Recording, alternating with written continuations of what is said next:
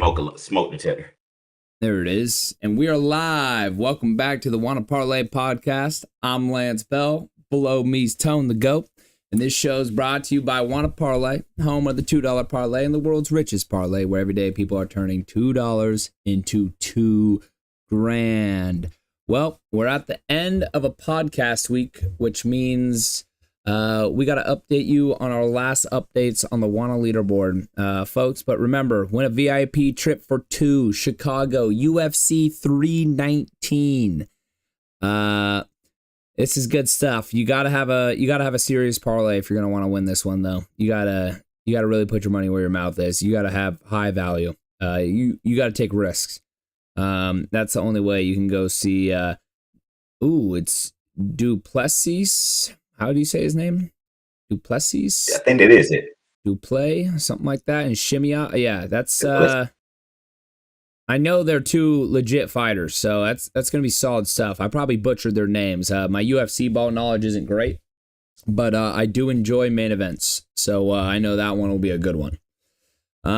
Let's see if there were any changes on the main event leaderboard, and I am not surprised. Crisscross 864 is still at the top, 304 point parlay. That's probably gonna win, folks. That's probably gonna win unless one of you can really man up and get it done. But honestly, you should probably be spending that type of effort in the UFC. Free, they'll fly you out for free, the entire thing. You're in a suite, like it's unbelievable the experience you can obtain by just throwing down a fucking banger parlay. Sports Profit AI still second place, but Tat 314 hops into third place. O2 Solid is in fourth, and Kitschy's in fifth, and it's pretty wide open. Tat 314 is in third place, seventh place, and eighth place. Folks, if the contest ended right now, he'd be up 900 big ones into his account. He's got solid plays all around the board. Good for him. Good to be good. Let's take a look at a few of the contests and keep moving forward. The home run hero, M. Figula. Damn, $1,000. You rarely see this one. The home run hero is tough. He had Kyle Teal of the Chicago White Sox over half a homer. Miguel Vargas of the Chicago White Sox over half a homer. And Shea Langeliers of the Oakland Athletics under half a homer. So two White Sox players, who would have thought? Not me. And that actually bit me in the ass because I bet against the White Sox and the Phillies. Phillies on the ban list probably for the rest of my life, but definitely for the rest of the MLB season. I'm done with them. Mel 1023 2700. Good to be good.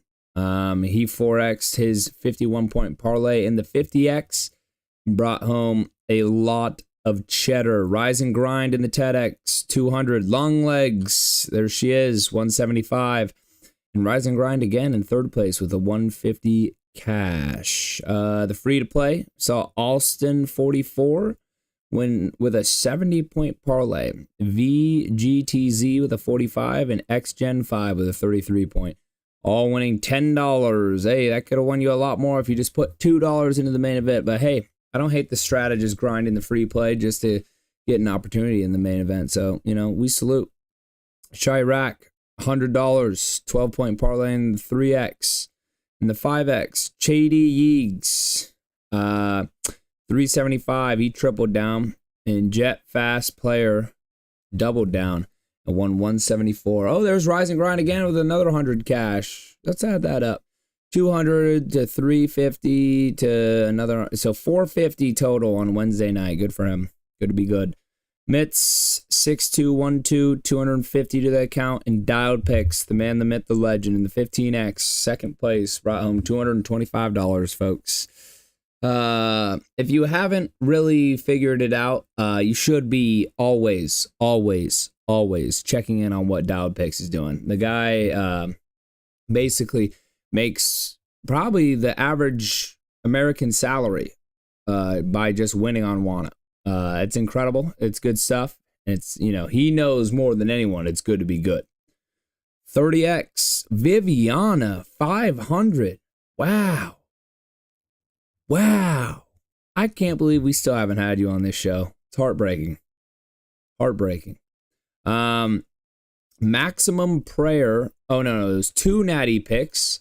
2 natty picks, 17x, his 30-point parlay, and won $5,147 in the 30x this Wednesday. That's a good hump day, folks. Some would say better than most. I don't know if it gets any better than that. But I had a decent Wednesday night this last night, and we'll get into that a little later into the show. But there were your Wanna winners so far this week. Before we get started, we've got a quick announcement. We will now be giving a $2 entry ticket to anyone that shows face on this podcast. And when you do so, you have an opportunity to give us a 2-man parlay. And if that parlay wins, you earn $10 more in entry tickets. So take advantage of it. Put your money where your mouth is. Come say what's up to the boys. Talk about Wanna, because you probably have had a great experience, because Wanna is just the greatest app out there. And if that parlay wins, you get a lot of opportunities to go win that big $2,000. Come on now. We got a great show for you guys today. I'm gonna go over a little accountability hour. I'm gonna probably yap about this casino story for a good 10 minutes, and then we'll talk a little sports, see what's going on out there, and then we'll give our picks and get out of there and enjoy the weekend. It's good stuff. But all right, first things first. Tone, how you doing? Man, I can't complain. End of a parlay week. I mean, well, not a parlay week, a podcast week. I will still be parlaying, don't get it twisted. But I mean, it's all good in my neighborhood. Can't complain. It's good to hear. Let's hop right into that accountability hour. And I'm just going to come out and say it. I didn't do good again. Shit. I'm 4-8 this week. And I'm sick to my stomach about it. I just can't get... Just missing on basically baseball money lines. My money lines have not been good. My prop picks have been decent, but not the money lines. The money lines haven't been hitting for me, and it's a damn shame. I had Twins money line against the Red Sox. Well, they lost 13-1. I had Phillies money line against the White Sox. Well, they lost 9-3. That's a difference of 4 runs for the teams I bet on, and 22 for the teams I didn't bet on. 22-4. It's a fucking joke. It's sickening. I'm sick to my stomach, and you guys are probably all as well. Keep moving forward though. Astros money line that cashed. They're honestly pretty reliable for me so far this baseball season. Giants money line. What the fuck did I talk about? You're playing the Pirates. Rafael Devers, you need to lock in. I mean, honestly, the Giants are cooked. They're going to miss the playoffs again. Horrible trade. And they lost 2-1 in extra innings. You can only score 1 run against the Pirates. It's sad. It's sick. It's pathetic. Fernando Tatis, 1 or more hits. He had 2. And I'm pretty sure a walk and even a run. And Dodgers money line, you lost to the Reds. Hopefully, Ellie De La Cruz had the game of his life, because that guy's a beast, and that should be the only reason the Dodgers lose to the Reds. But there it is, 2-4, not good. We're 4-8 on the week. Got to claw back today. Tone? Hey, I'm gonna start it off on a high note as me and Lance throw this $10 in Skeeter 19K's account. Let's start there. Let's start on a high note. We haven't had one of these in a minute, Lance. He came through, he delivered, and he conquered people. Came through with a 2-pick. We asked him what is a 2, and I just want to point out he did not give us a money line, first off. And Lance pointed out his surgical moves with the WNBA live on the show. I hope you guys go rewatch it. And he gave us 2 WNBA picks, people, and one of them was a fade. And boy, did both of them clear like the runway. I mean, he took the fade on Sabali. Phoenix Mercury, people.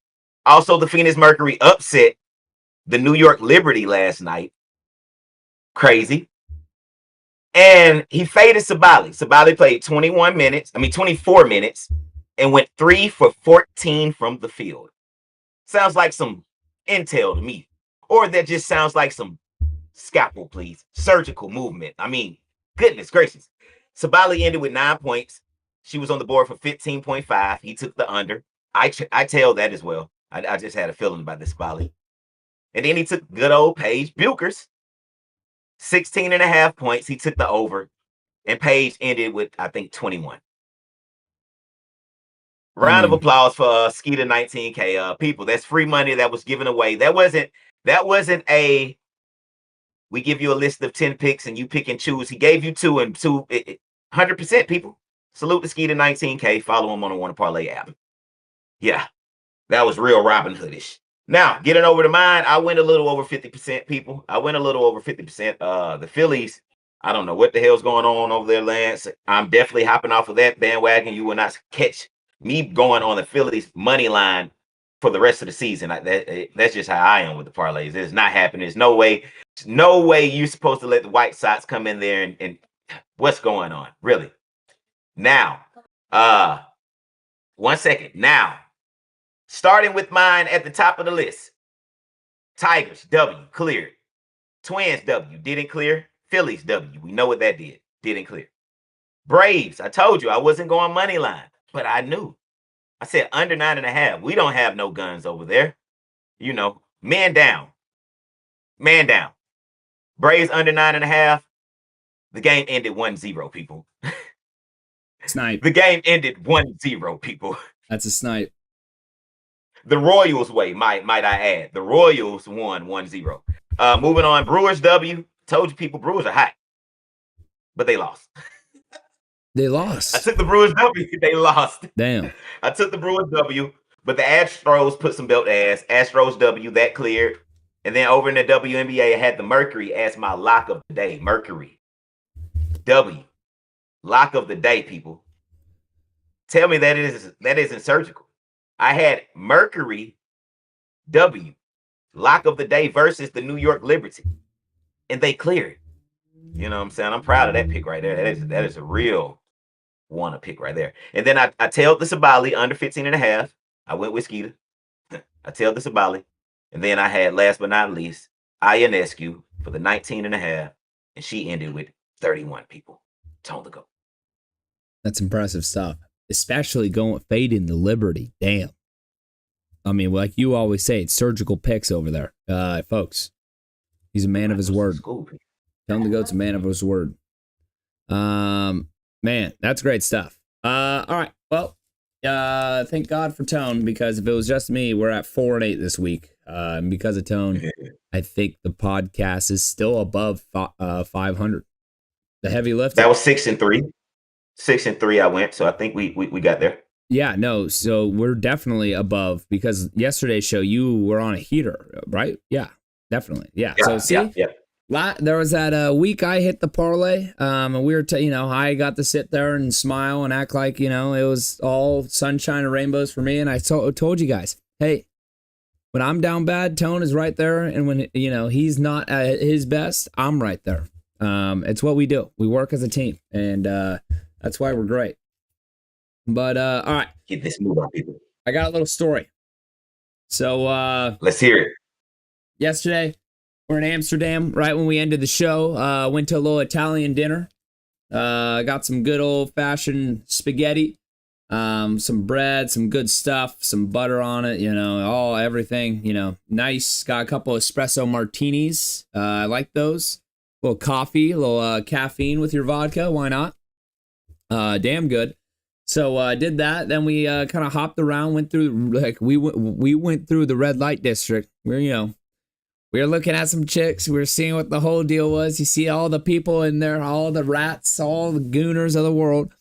Some gutty stuff. You see them and you're like, man, like, woo!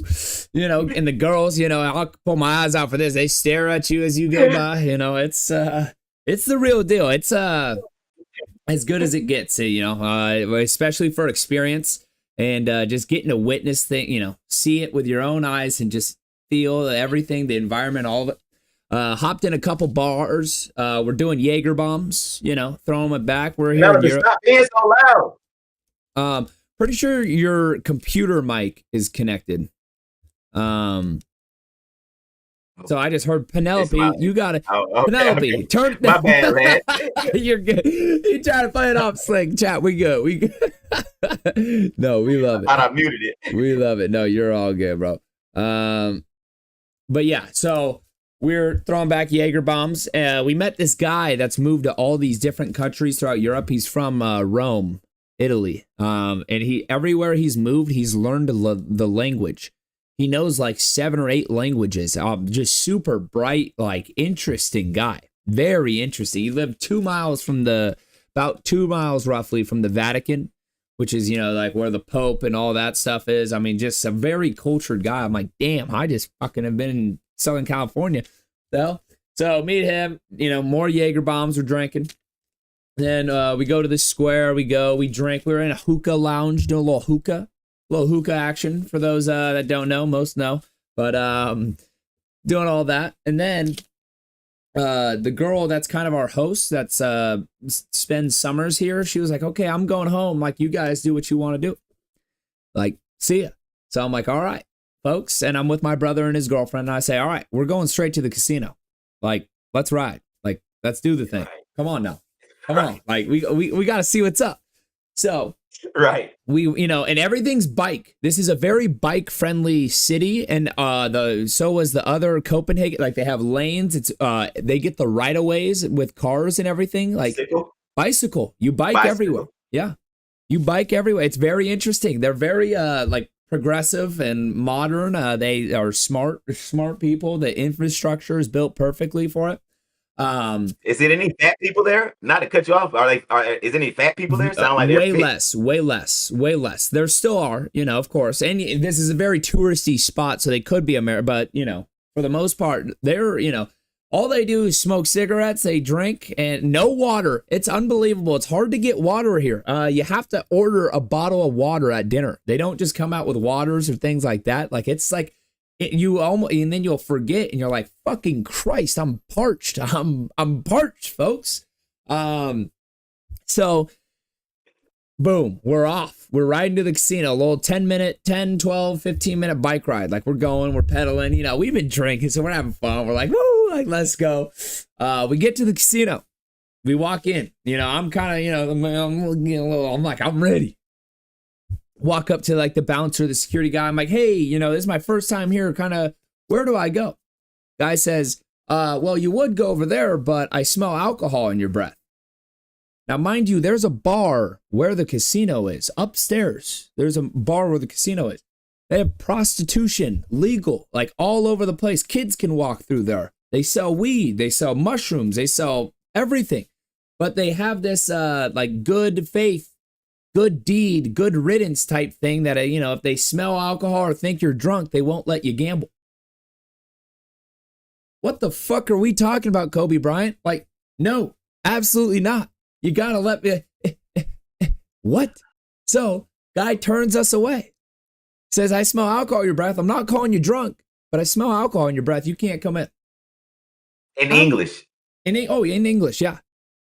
And I'm saying, because most in Europe, most of them, especially like younger, probably from like 40 down, they all learn English as well. So they all like kind of, a little broken, obviously, but, they know English. Tells me that, and I turn brother and girlfriend. I'm like, all right, like, we got to go. So we see a little Irish pub across the street.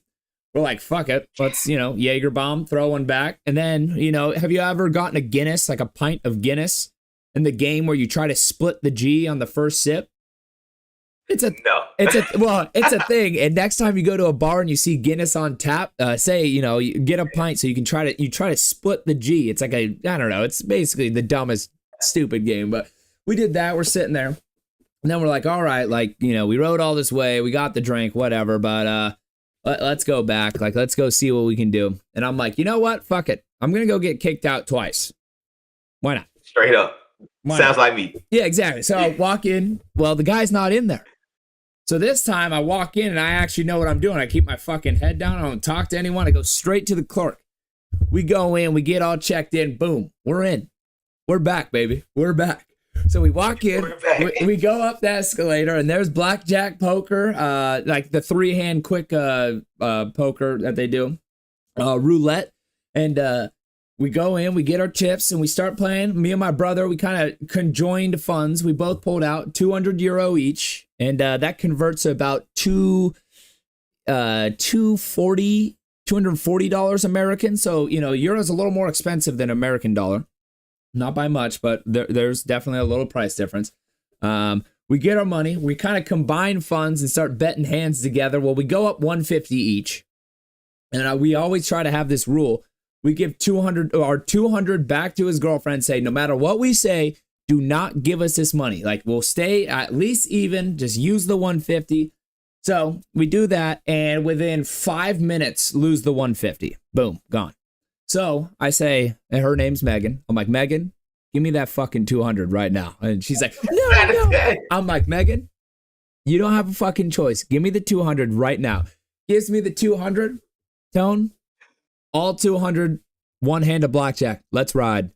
Boom, cash. We win. I think I had like an 18, and then they ended up busting. It was beautiful stuff. So I got, we got 200 in profit. I'm like, all right, now do not give me this 200 back if I lose it. Do not. Well, and we go over, have a little up and down on the blackjack for like 5 minutes, do whatever. Go to the roulette.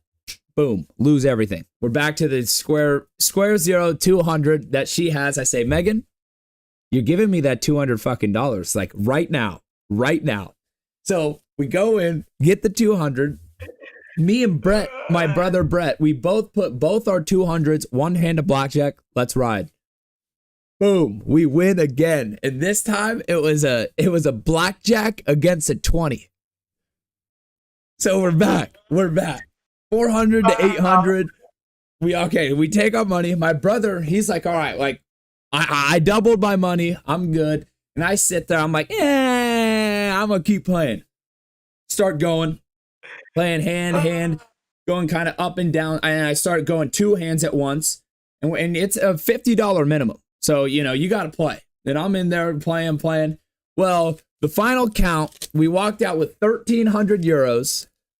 I paid for not only the journey so far, but probably the journey for the next week. Yeah, we did it all. We won all. I'm flexing. Yeah. So safe to say, the Amsterdam casinos are electric. It was an incredible time. And yeah, that was the quick little Amsterdam casino story. You heard that, people. Moral of the story: scared money don't make no money, people. You better know it. Shout out to Lantz Bell. I mean, I lose in a double hand, and then I go back and I lose, or I think I double down and I lose again. Then I have 200 on two hands, and I'm sitting there and I'm like, let's ride. And then win, pull only half of it off and go 100 on both hand again, win on clean like two busts, and I'm like reeling in money. I'm like, come on. Everyone, there's people around the table like, whoa, getting all fired. What the dealer face was looking like? What was the dealer looking like? The dealer was like, okay, I can't believe this shit's working. Because in Vegas and the other places where it's, they more want you to win. They actually want you to win. Yeah. They're usually like, they're on your side. Here, kind of early, I was like, oh, like you're on our side, right? And they're like, kind of like thinking it's like Vegas. They're like, no, because how it works in the Netherlands and in Amsterdam, the government runs the casinos. It's the prostitution is government. Everything's run by the government. Yeah, they've made it. When you go legal, everything they get their taxes, they make their money. It's an interesting country here, Tone, and I believe everyone's got to experience it for themselves at least once. Definitely got to come. No doubt about it. You sold it. You sold it. It's unbelievable. It's good stuff. But there it is. There was story time. Let's see what we can talk about next. But man, yeah, no, it was a lot of fun. Amsterdam's been a blast. I mean, we're gonna go see. I'm definitely gonna go back in the coffee shops. Probably get me. Where they sell. And it's good stuff. It's good stuff. They sell a good product, and that's what I like. We might dabble in some fungus. We'll think about it. We're gonna see what's gonna go on tonight. But first, let's talk sports. That's what this is. This is a sports podcast, folks. Wow, I see a report that the Bengals are expected to sign Noah Fant. Now Noah Fant's that tight end. Originally Broncos got part of that Russell Wilson trade to the Seahawks. He's a solid receiving tight end, not a great blocker, but a good receiving tight end. And he was on the Seahawks, who have had a struggling O-line, so the fit wasn't great. And now they kind of released him, and he was up in there. And I feel like this signing by the Bengals with Burrow, I mean, as good as it gets, and their O-line has gotten better. If he can get him catches and kind of make him a fucking viable tight end, he might actually earn himself a contract, and that might be a good pickup by the Bengals. So far, it seems like the theme with the Bengals is this group they got. I mean, Burrow and Chase and Higgins, Hendrickson on the other side, good players, and they're getting paid. I know Hendrickson's still sitting out, and he hasn't gotten paid yet, but their prices have gone through the roof because of how well they played for the Bengals. So we'll see what happens. Another report: Verlander, who doesn't have a win on this season, he might be 0 for 10 in the MLB. He's up for trade. That's interesting. He's winless. He's winless, Tone. And I think it's 0 for 10. That's really winless. That's not. That's a real winless. That ain't 0 for 2, 0 for 3. You got a couple stars. It's whatever. 0 for 10. Oh, he's winless. You're winless. Oh man, that's hilarious. So I want to go through a few of the rookies, and I kind of want to, boom. We'll call it boom, mid, or bust. We'll give you 3 options when you go down the rookie list. I'm going to go down, good portion of the first rounders and kind of just give me what you think if they're going to be a boom, a mid, or a bust. And let's start at the top. Cam Ward, Titans. Boom. I like it. I agree. There's been reports that he just works his ass off. He's been in the facilities at 5 a.m. and some nights they got to kick him out. He looks NFL body, NFL arm strength, and he's got that head on his shoulders. That's a lot of confidence, but not too much. It's not cocky. I mean, you got to be a little. You got to believe in yourself. You're the number 1 pick. You have a little bit, but it's not. It doesn't come off as arrogant. But it's good stuff. So I like it. Boom. Next. Yeah. Travis Hunter. We know that one. Boom. Yeah. Boom. Travis Hunter. I really hope he gets the opportunity to really try be a two-way player the entire rookie year. See what happens. I know it's a new coach. Trevor Lawrence needs to prove himself a little because of what's been going on. But go ahead. Yeah, they've already announced that he's deemed to play both sides full games throughout the season. Okay, good. The only thing I am worried about is I don't want them to give up on it too early because that happens in pro sports because it is a multi-billion-dollar businesses. You gotta prove it as soon as possible. But all right, I like it. Abdul Carter.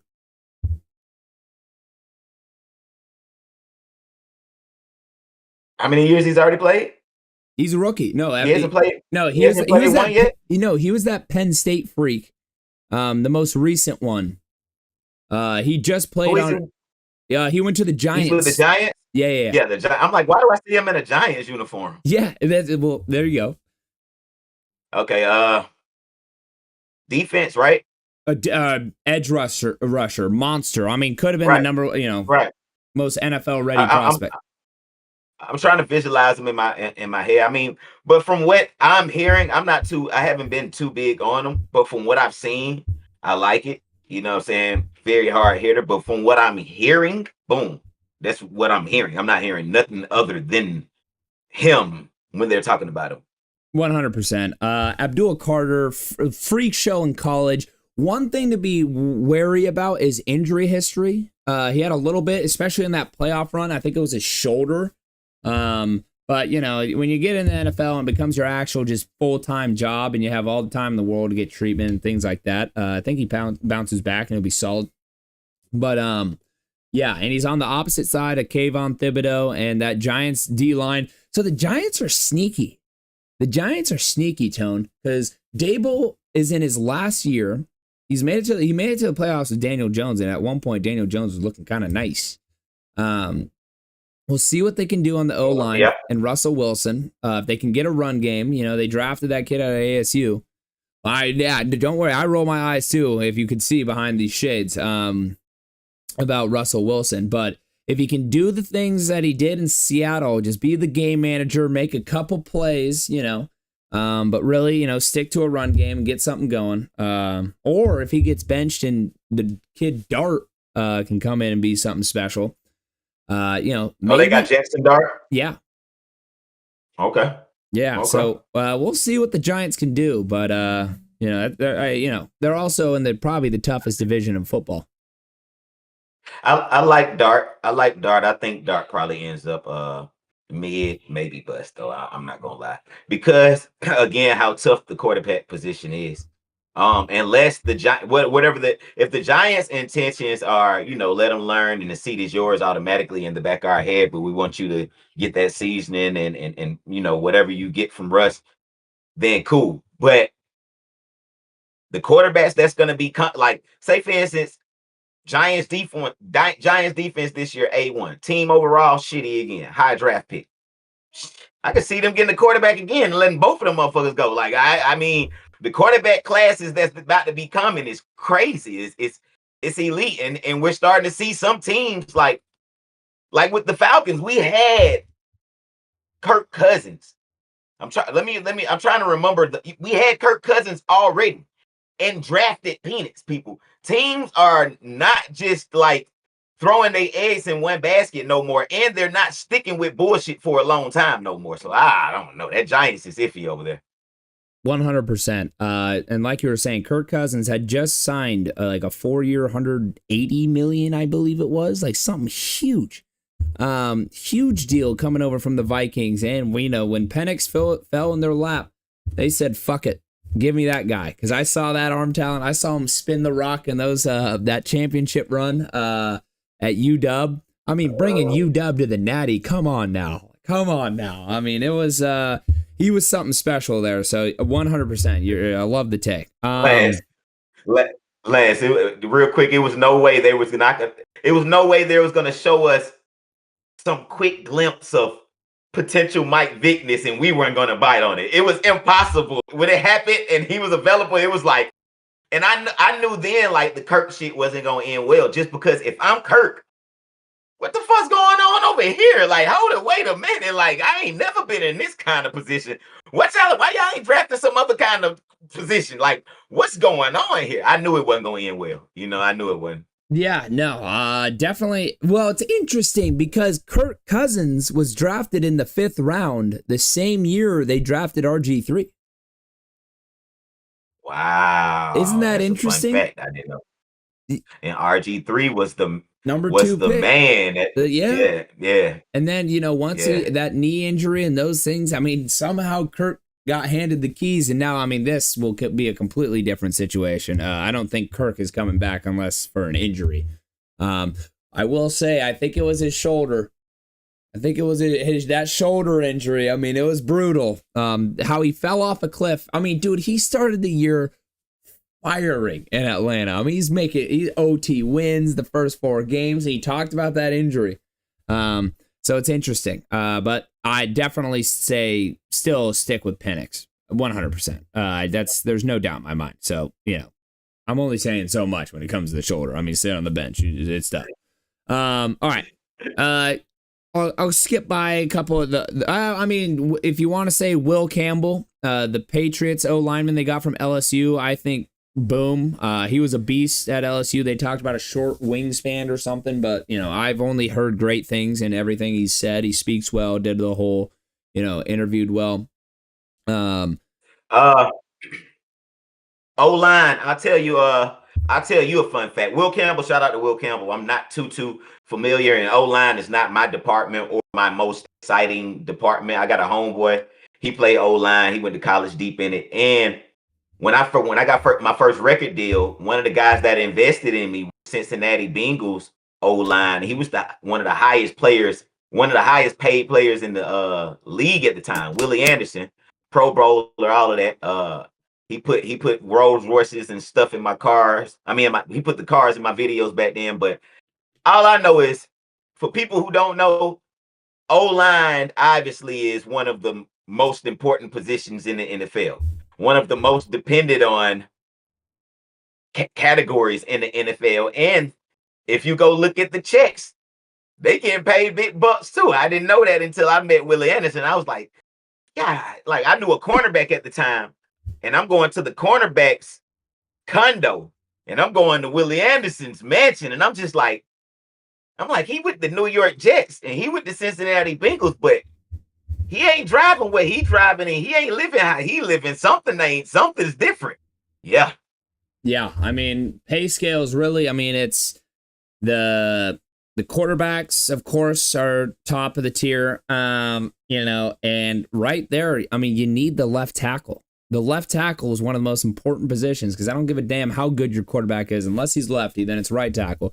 But I don't give a damn how good your quarterback is. If he doesn't have his blind side protected, I mean, that's the whole movie. There was Sandra Bullock and Michael Orr, that whole ordeal, even though that kind of came to light and there was some shady shit going on there. Not great. But regardless, the blind side. I mean, Lawrence Taylor comes off the edge and ends, I think it's Rex Grossman's career. You got to have the blind side. But yeah, O-line, I believe personally, the most important parts of a football team, of course, quarterback, but then you got to build from the inside out. You got to build the line of scrimmage. Line of scrimmage is on both ends. D-line and O-line is so important. But yeah, Will Campbell will be a monster. All right, next, Ashton Ginty. I think Ashton will be. I don't know who to compare him to. We can find somebody, but I think Ashton is going to be a boom times too. I think Ashton is goodness. I mean, what was it, Boise? Where he what was the college? I don't even think that was a college that put enough eyes on him. And shout out to Boise. We know they program is always elite and this, that, and the third. But from a national standpoint, I don't think a lot of people even know what Ginty is capable of, or really like who he is, and really why he was drafted as high as he is. Unless you're a savant like us that watch college, week in and out and week. But a lot of people, they not aware. Like I think Ginty is going to be Nike. Well, I think he already got the Nike contract. Front of Madden soon. You know what I'm saying? Whenever that time comes, his time gonna come for that. A championship team is gonna get him if the Raiders don't do right. But I know they trying to build over there, and I can see the Raiders getting up there in the next decade definitely, because they gonna buy their way to one. You better believe they're gonna get up. They gonna get to the Super Bowl. I don't know if they're gonna win it, but they gonna get there. It's Vegas, people. And Genty's there at the perfect time, But I think Genty's gonna be one of those backs that just put every single year. He's going to put up X amount of yards. It's not going to be Ginty is going to put up. He's just going to be, he's going to be that guy. He's going to be consistent as can be. And I think he's going to be very little injury prone and fumble side on the low side. That's the thing with Ginty, 100%. I mean, in college, he's just a monster. He was a beast. I'm a little interested to see how the 5'8", 200, 205 goes in the NFL compared to, the teams he was playing in college. And not trying to hate. I still think he's going to be great. That's just a question that pops in my head that I can't, just ignore completely. But I should, it's to a certain extent, because he ran all over Oregon week 1. Guy is a fucking monster. So, but yeah, Gene T showing up at a great time, great head coach, Pete Carroll. They got Geno Smith, and Pete Carroll knows who the fuck can play. If there's one thing that Pete Carroll is in the world of football, he's a winner.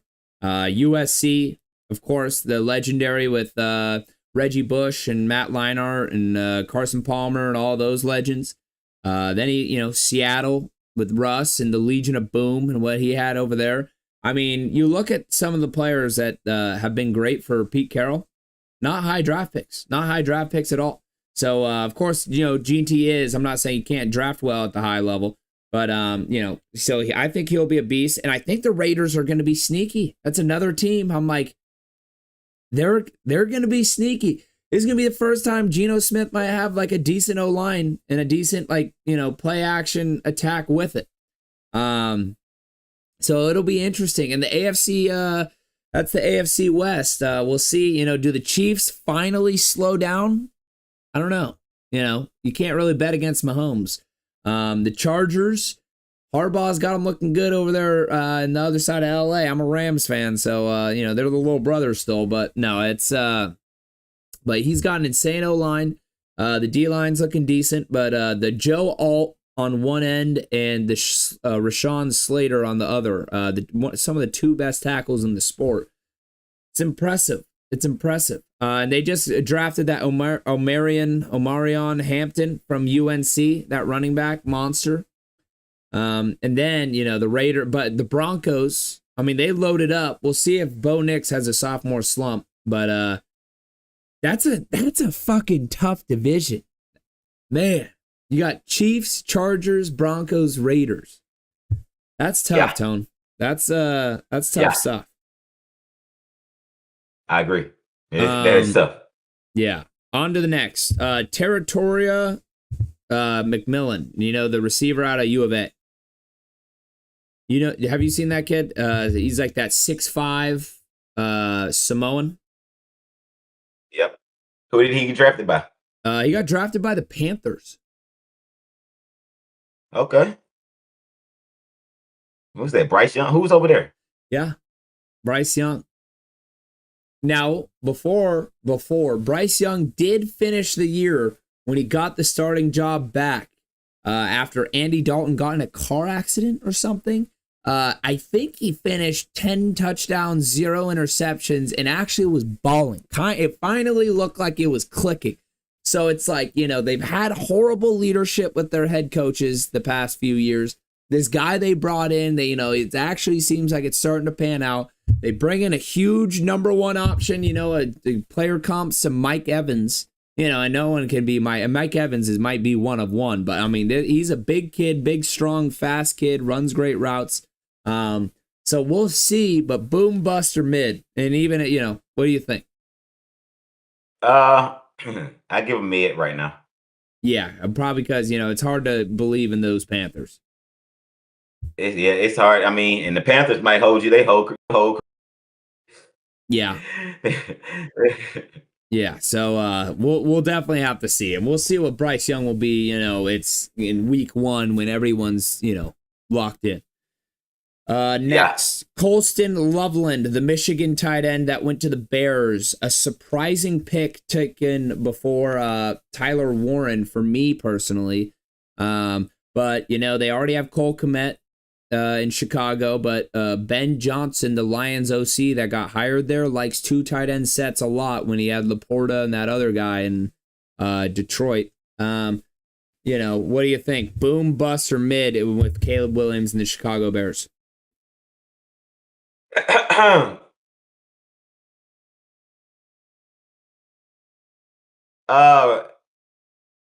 Definitely not boom to me. I think he's been spoiled and spoiled may not be the right word, but he's been treated like a superstar already. You know what I'm saying? And I think that's kind of is gonna affect him flourishing in the NFL. And he has so huge of a following that I think they kind of I don't know how to, man, he not him to me. You know what I'm saying? So I give Caleb, plus being over in Chicago, man, I don't know if me personally, I don't know if any other team is gonna want him. You know what I'm saying? And even if he do go, it's not gonna be one of the top teams. But I'm not on Caleb's bandwagon. I'm not even on. I can't think of a successful UFC quarterback NFL wise. Me. Yeah, the list is short. Do you consider Carson Palmer a successful? He had that run on the Cardinals that was strong, but that's it, really. If that's the ceiling, then that's what I mean. So fair.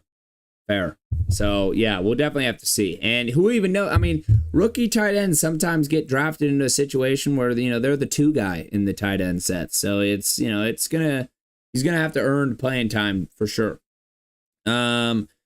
Next, the Tyler Warren kid out of Penn State, the fucking monster. I saw this. I was standing on the field at USC versus Penn State, for the whole game. And I swear to God, Tone, when this guy walked by me, I thought he's a pure Viking. Like he was actually right off the fucking Viking ship. The guy was like 6'6", 250, maybe 260 of pure just mean motherfucker. Like it's not, and it's athletic. He'll juke you out and have you on your ankles while also just running the next guy over. Wow. I mean, I'm giving him boom. I think he's a bust if he's not a boom. I think there's no in between. You know what I'm saying? Yeah, nah. Yeah, no, I agree, because it's like if he's not a boom, then I don't. It's definitely like he's not going to just be mid. He's yeah, for sure. And that kind of talent has to be a boom. I mean, seems like it. Sure seems like it. Freak. All right, next. Emeka Egbuka, Ohio State's, that guy. He went to the Buccaneers. It's that tight end, right? No. Remember the receiver number 2? There was Jeremiah. Oh, he's receiving. Okay. Yep. No, I know exactly who you're talking about. I mean, he's a big boy. What's his size though? I believe he's like a 6'1", 6'2" guy, but okay. Fast, slender. He was good. He was a beast at Ohio State, but you're also playing alongside Jeremiah Smith and getting a lot of one-on-ones. So it's hard to. And wasn't he still there with Marvin? Yes, that was last year. Yeah. No, not this like recent. The year before this last recent football season. Like as a sophomore, yeah. But he was able to get good looks then too. So I don't know. I give him mid. You have 2 receivers on Marvin Harrison, so it's like he's really in that funky spot. He was never the number one guy. You know what I'm saying? Yep. I give him mid. No disrespect, but I need to see him as the guy. I don't know if he's meant to be the guy. Now he could be a boom slot. He could be a Tim Dwight. I don't know if y'all remember him for the Falcons. One of my favorite receivers. He could be you know what I'm saying? There was a lot of people that shine in that slot position. That's where they thrive most come across the field. You know what I'm saying? Not deep route guys. Yeah, 100%. I mean, but hey, he's gonna have Mike Evans, so get a lot of one-on-one looks again. Chris Godwin's got to come back from injury as well. So, maybe it's a little bit of a blessing in disguise. Maybe he will get good snaps across from Mike Evans and get the one-on-ones and might have a chance, to actually be an impact player as a rookie. But I don't think it's boom, like you're saying. It's like it's right in that mid. It could be, solid. And mid, mid's tough because when you hear the word mid, it's like, it's almost like a diss. But I think it can be a solid piece, but I don't think it's boom like like these other guys. I agree. All right, got a couple more. Omarion Hampton, the running back that the Chargers picked up from North Carolina.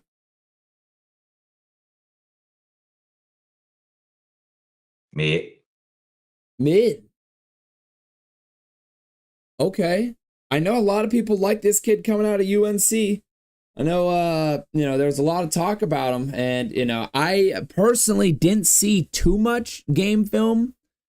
I didn't, because UNC was kind of very disappointing this year, so I didn't see too much.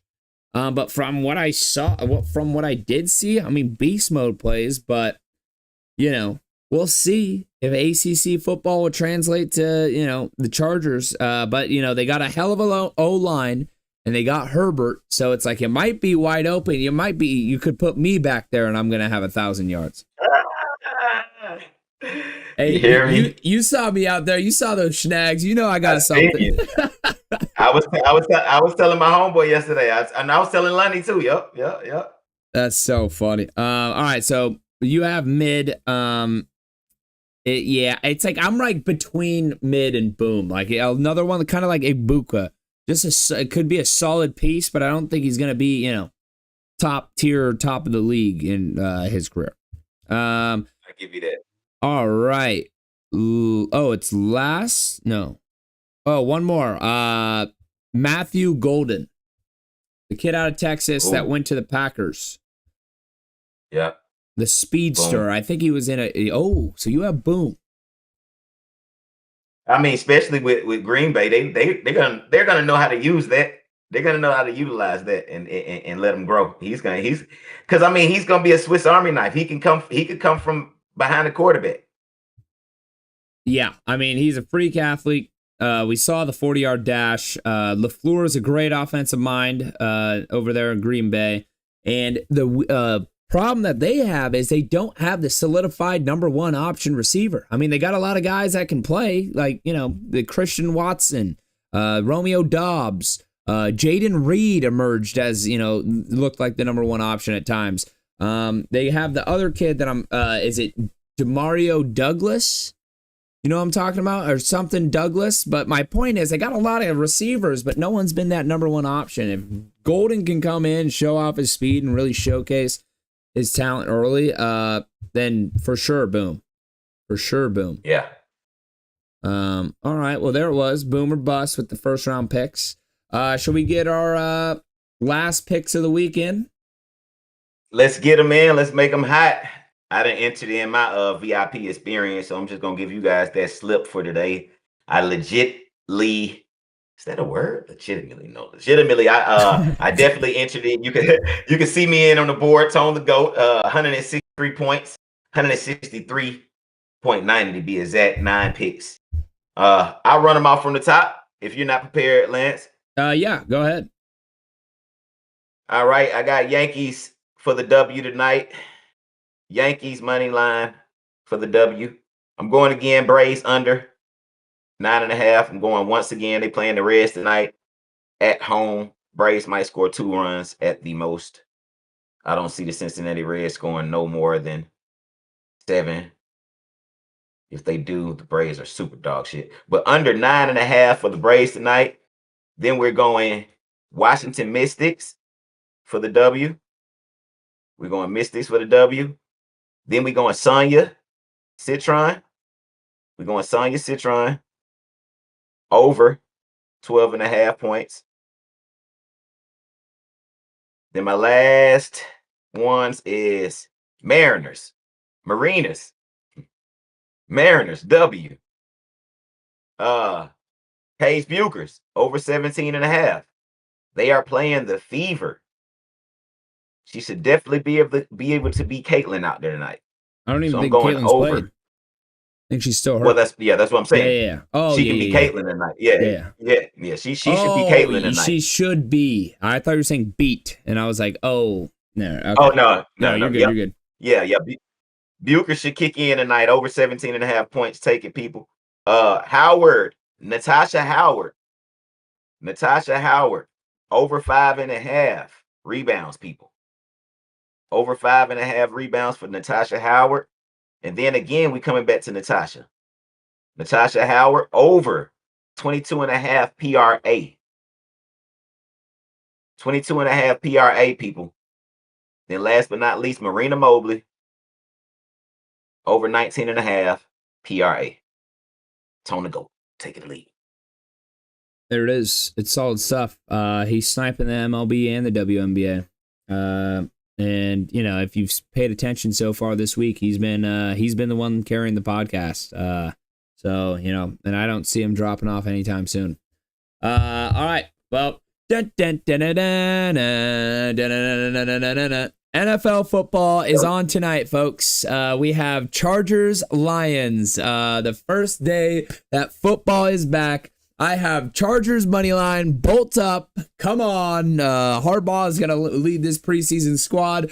The absence of Ben Johnson is going to be very visual, very clear that he's not there anymore. I don't know how true that is, but it's really very early July preseason football. But give me the Chargers, bolt up. Come on. Next, I got Mariners money line against the Rangers. Divisional matchup. Rangers been falling off. Mariners been kind of clear cutting, making a run for the playoffs. Next, I got Indiana Fever money line against the Dallas Wings, as well as Paige Bucher's over on her PRA of 25.5 and over Ogunbowale. Over 22.5. She's a solid player for the Wings. And those are the two that are solid, and that's about it. And then last but not least, little sweetener, New York Liberty money line against the Connecticut Sun. Not Suns. They don't have an S at the end. Tone, I remember when you said that the first time we talked about it, I thought it was funny as shit, so I got to mention it every time. I mean, it's just solid stuff. A 6-pick, 22.39 point parlay on Wanna Parlay. Folks, I wish I could... place it and give it to you guys, but we are international, we are global, so that's not the case. But when I return back to where I belong in Southern California, I will definitely out of the red light district. Yeah, that's soon. We're going on a journey Saturday. Next is Belgium, then it will be Spain. That's when we'll be live again. I'll be talking to you guys from Barcelona. And then Wednesday, the show will be in Ibiza. And then Thursday, we're going to see if I can even make it to the show. We might have to move that one to Friday because it will be the day after Ibiza. And, it's going to be a rough one. Travel. Yeah, it's going to be a rough one. So we'll see what goes on there. But that'll be next week. It'll be exciting stuff. But yeah, this was the Wanna Parlay Podcast, home of everything Wanna Parlay, the proud father of the $2 parlay and the world's richest parlay, where every day people are turning $2 into $2,000. Today was a great show, just me and Tone chopping it up, doing a boomer bust with the first round picks in the NFL because we have NFL football tonight. Don't forget, Chargers money line. We'll be back at the same time next week, Tuesday, 9 a.m. Pacific, noon Eastern, and I still believe 6 p.m. Barcelona time. Whatever, I keep butchering those. I got to figure that out at some point. But we will be celebrating more Wanna winners, updating you on the latest Wanna leaderboards, and talking about all things sports. Folks, make sure you like, comment, and subscribe, as it helps our channel tremendously. We appreciate the love and support. We'll see you guys next week. Tone, any final words? Hey, man, football tonight, baby. It's football. Get it in. All right. See you guys next week. Adios.